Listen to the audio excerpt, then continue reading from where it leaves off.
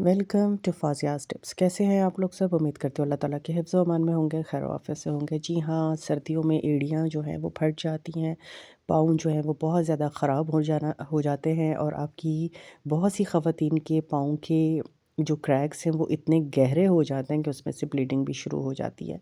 तो ऐसे में तकलीफ़ बहुत ज़्यादा होती है और बहुत परेशानी का सामना करना पड़ता है। आज की वीडियो में लेकर आई हूँ उन बहनों के लिए जिनके पाँव बहुत ज़्यादा ख़राब हो चुके हैं, उनकी एड़ियों से खून आता है या उनकी बहुत ज़्यादा एड़ियाँ जो हैं वो ख़राब हो चुकी हैं।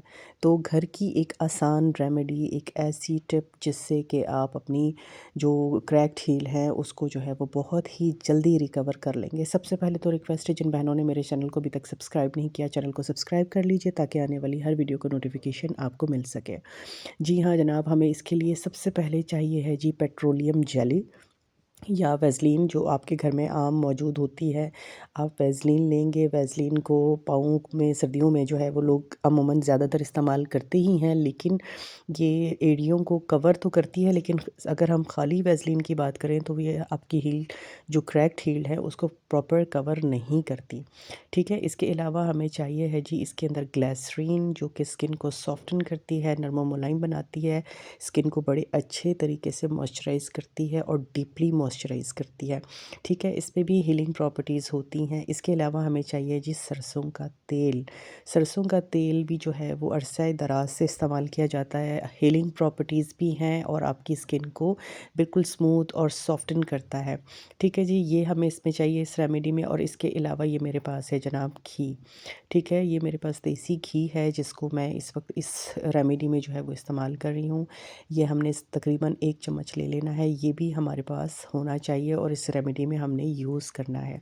बहुत बेनिफिशियल रेमेडी है, बहुत ही ज़बरदस्त इसका रिज़ल्ट है। इंशाल्लाह जब आप इसे बनाएंगे, इस्तेमाल करेंगे तो आपको ये रेमेडी बहुत पसंद आएगी। इसके अलावा हमें इसमें चाहिए है जनाब पॉलीफेक्स जो आम ट्यूब होती है, पॉलीफेक्स वो हम इसमें ऐड करेंगे। ये बहुत ज़्यादा जिनकी एड़ियाँ ख़राब हैं ये वो ख़वातीन भी इस्तेमाल कर सकती हैं और जिनकी कम हैं ये वो लोग भी जो है वो ये रेमेडी इस्तेमाल कर सकते हैं। ख़वातीनो हज़रात जो भी करना चाहें, कोई ऐसा इशू नहीं है, वो ये बनाकर इस्तेमाल कर सकते हैं। ठीक है जनाब, सबसे पहले तो हमने पेट्रोलियम जेली जो है वो बहुत जो है वो फुल स्पून जो है वो इसका इस्तेमाल करना है। और इसी रेमेडी में जिस तरीके से मैं बना रही हूँ, पहले आप इतना ही बनाइएगा, इसको इस्तेमाल कीजिए, लगाइए, देन आप इसका ज़्यादा बना लीजिएगा। मैंने एक सॉस पैन में जो है वो इसको पेट्रोलियम जेली का जो 1 टेबलस्पून है वो ऐड किया, इसको हमने मेल्ट करना है। ठीक है जी, इसके साथ बाकी तमाम इंग्रेडिएंट्स जो हमने शामिल करने हैं वो मिक्सिंग किए जाएंगे और वो इतना इजीली मिक्स नहीं होंगे। इस वजह से जो है मैं इसे एक सॉस पैन में जो है वो मैंने जो सबसे पहले वैसलीन है उसको मेल्ट कर लेना है। अब इसके अंदर मैंने 1 टेबलस्पून ही जो है वो देसी घी का ऐड किया और साथ इसके मैं इसमें शामिल कर रही हूँ 1 स्पून ही मेरे पास सरसों का तेल है, ये मैंने इसमें शामिल किया। ठीक है जी, ये सारी चीज़ें हमने मेल्ट होने तक हल्का हल्का सा जो मेल्ट होने देनी है। जैसे ही ये सारी चीज़ें मेल्ट हो जाएंगी तो मैंने इसे एक बॉल में डाल देना है। बाकी के इंग्रेडिएंट्स जो है वो चूल्हे पर हम इस पे ऐड नहीं करेंगे और उसको हमने गर्म नहीं करना, सिर्फ इन तीनों चीज़ों को हमने मेल्ट करना है और मेल्ट करने के बाद इस मैंने एक बॉल में डाल लेना है। ये देखें जी, ऑलमोस्ट हमारे पास जो वैसलीन थी वो मेल्ट होकर तमाम चीज़ों के साथ मिक्सअप हो गई है। मैंने इसे एक बॉल में डाल लिया। अब इसके अंदर मैंने पॉलीफेक्स जो है वो हाफ़ स्पून ऐड करना है, हाफ़ टी स्पून पॉलीफेक्स, क्योंकि मेरे पास क्वांटिटी इस वक्त जितनी है उस हिसाब से मैंने इसमें हाफ़ टी स्पून जो है वो पॉलीफेक्स का इसमें शामिल कर लिया। ये अभी थोड़ा सा गर्म है, पॉलीफेक्स जब हम इसके अंदर डालेंगे तो वो खुद ब खुद इसके साथ मिक्सअप हो जाएगी।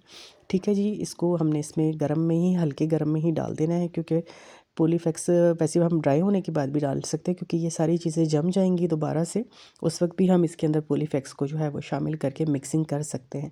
लेकिन इस स्टेप यहाँ पर जो है वो डालना इसलिए इजी होगा कि आपके लिए मिक्सअप होने में बड़ी आसानी हो जाएगी। इसके साथ ही मैं इसके अंदर जो है वो हाफ़ टेबल स्पून जो है वो ग्लिसरीन का भी शामिल कर रही हूँ। ठीक है, ये मैंने डालने के बाद इन तमाम चीज़ों को अच्छे से मैंने मिक्स कर लिया। ठीक है जी, मिक्सिंग किया, ग्लिसरीन भी मिक्स हो गई है और जो मेरे पॉलीफेक्स था वो भी इसके अंदर जो है वो मिक्स हो गई है अच्छे तरीके से। आपको पता ही है पोलीफेक्स आमतौर पर ज़ख्मों के लिए इस्तेमाल की जाती है। अगर स्किन के ऊपर किसी भी किस्म का कोई हल्का-फुल्का कट हो या कोई भी किसी किस्म की प्रॉब्लम हो तो पोलीफेक्स का इस्तेमाल किया जाता है। ये तमाम चीज़ें मिक्स की हैं और अभी स्पून के ऊपर ही ये ड्राई होना शुरू हो गई है, ये जमना शुरू हो चुका है। ये सारी चीज़ें उसी तरह से क्रीम की कंसिस्टेंसी पे चली जाएँगी और जम जाएँगी, ठीक है? तो आप इसे यहाँ पर इस स्टेप तक लाने के बाद चाहें तो इसे जो है वो किसी एम्प्टी बॉटल में जो है वो ट्रांसफ़र कर लें और उसमें इसको जमा लें। ठीक है जी, फिर ये रात के वक्त या जिस भी टाइम आपके पास वक्त है, आप अपने पाँव सबसे पहले तो जी वॉश कीजिए अच्छे तरीके से। और उसका प्रोसेस क्या होगा कि आपने जो है वो सबसे पहले अपने पाँव धोने हैं, क्योंकि जब तक पाँव साफ़ नहीं होंगे, आपने जो डेड स्किन है रिमूव नहीं की होगी, तो इस क्रीम को लगाने का कोई इसमें फ़ायदा नहीं होगा। सबसे पहले तो आपके पाँव को आपने वॉश करना है।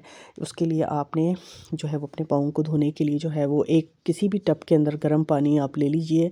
पानी इतना गर्म हो कि आप उसके अंदर अपने पाँव को ईज़िली जो है वो डिप कर सकते हो। आपके पाँव उस पानी को मतलब बर्दाश्त कर सकते हो, इतना गर्म पानी आपने लेना है।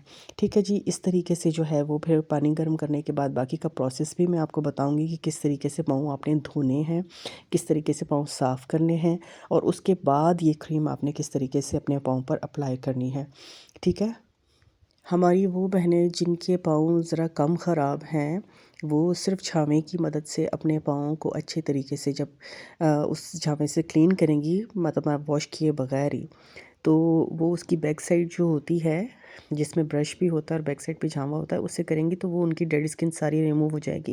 लेकिन जिनके पाँव बहुत ज़्यादा ख़राब हैं, उनके पाँव के लिए पानी आप गर्म कीजिए, उसके अंदर आप शैम्पू डाल लीजिए थोड़ा-सा, ठीक है? गर्म पानी में शैम्पू आपने डालना है थोड़ा-सा और उसके बाद आप उसके अंदर थोड़ा-सा कंडीशनर डाल लें, जो आपके पाँवों को नरम और मुलायम करेगा और साथ इसके अंदर आप इसमें एक लेमन स्क्वीज़ करके डाल लीजिए, ठीक है?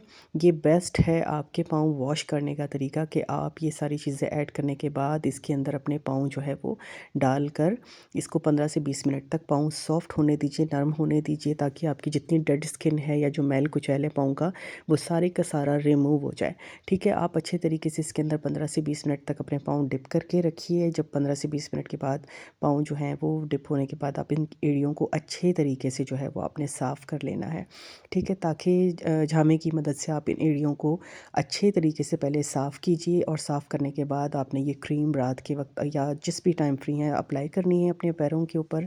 और वो बहनें जिनके पाँव कम ख़राब हैं, वो सिर्फ सॉक्स पहनकर रात को सो जाएं।